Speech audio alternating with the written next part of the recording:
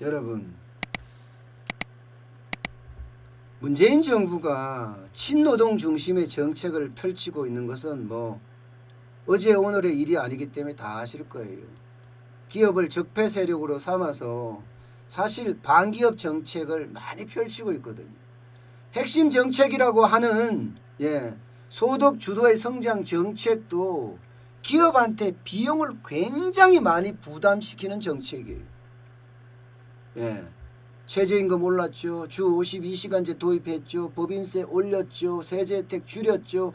비정규직을 정규직화 시켰죠. 그야말로 여러분 난리가 아니었습니다.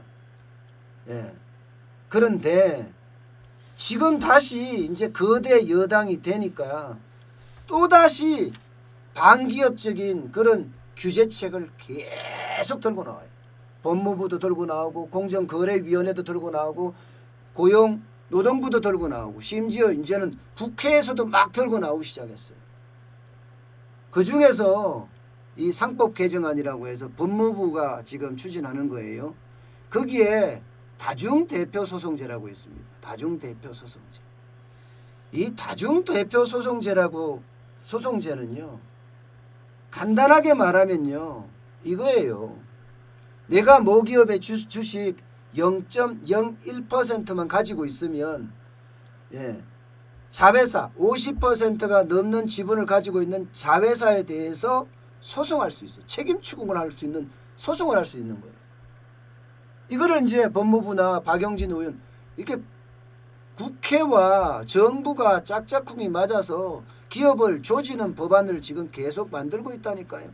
비상장사 같은 경우는요.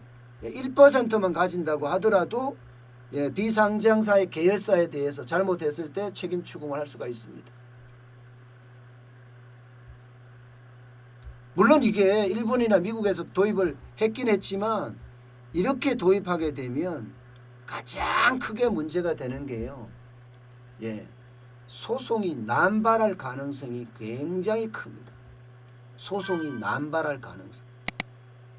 제가 앞서 벌써 이 이야기에 대해서는 몇 번 언급을 했습니다.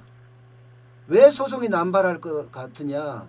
여러분 0.01%만 가진다고 하면 0.01%라는 게 사실 그렇게 큰 돈이 아니에요.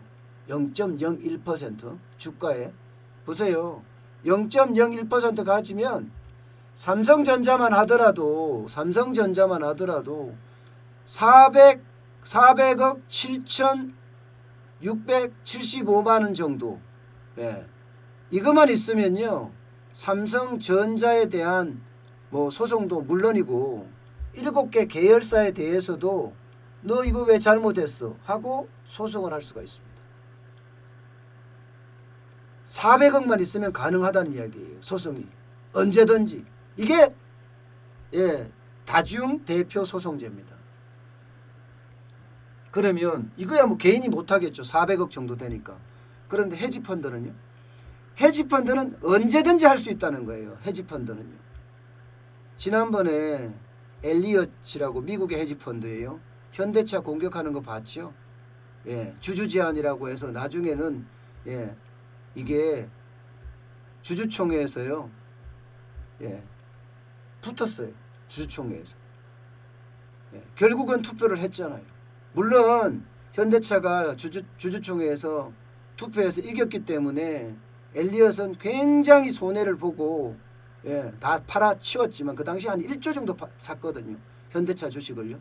1조를 좀 넘게 샀습니다. 그런데 만약에 다중대표 소송제가 그때 있었으면 아마 엘리엇은요. 현대차를 대상으로 혹은 현대차의 자회사 모비스나 이런 데를 대상으로 다중대표 소송제를 계속 끌었을 거예요.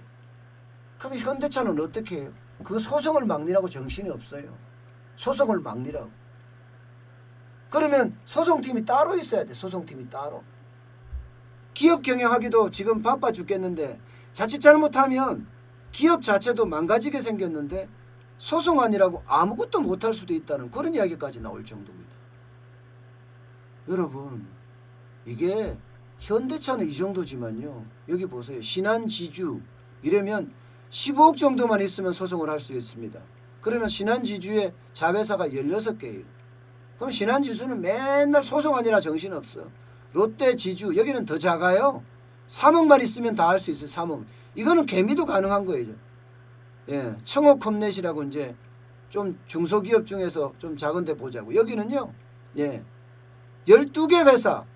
심지어 이게 얼마예요? 368만 원만 있으면 소송이 다 가능해요. 코이즈 여기는요. 180만 원만 있으면 소송이 가능합니다. 다중대표 소송제라는 게 이처럼 기업들에게는 또 하나의 부담을 남겨주는 겁니다. 또 하나의 부담을. 기업이 신나서 예, 앞으로 쭉쭉쭉쭉 밀고 나가면서 수출에 정신을 쏟아야 되는데 지금 자칫 잘못하면 정부가 기업을 옥죄는 꼴이에요.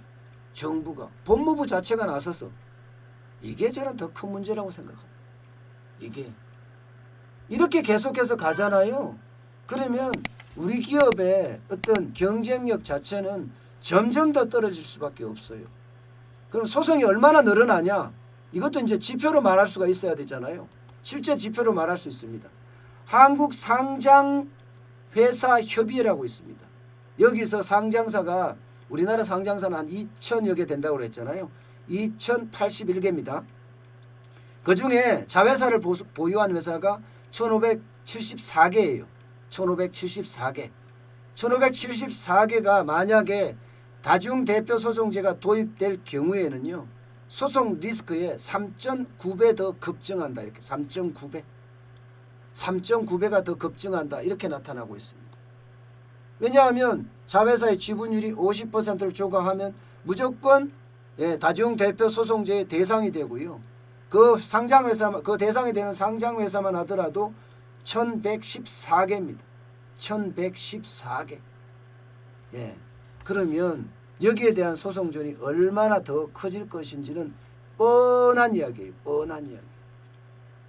그러니까 기업을 할 수 있게 도와줘야 되는데 지금 기업을 못하게 도와준다?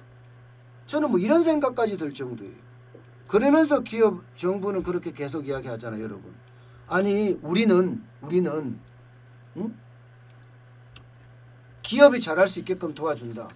지금 기업이 잘할 수 있게끔 뭘 도와주는지 모르겠어요. 기업이 잘할 수 있게끔. 저는 기업이 잘할 수 있게끔 도와주는 게 저는 없다고 생각해요. 심지어 말입니다. 정부와 지금 거대 여당이 된 더불어민주당 176석이니까 여기가 짝짝꿍이 돼서 한꺼번에 그냥 합작이 돼서 법률을 만들어 제끼면 지금요 굉장히 우리 기업들 어려워지는 그런 상황이 맞아요. 실제로 보면 실물 경제도 그만큼 더 어려워질 가능성이 더 커진 거예요. 위기를 극복하라고 하는 것이 아니라 오히려 위기를 조장하고 있는 게 정부가 아닌가 국회가 아닌가 싶습니다.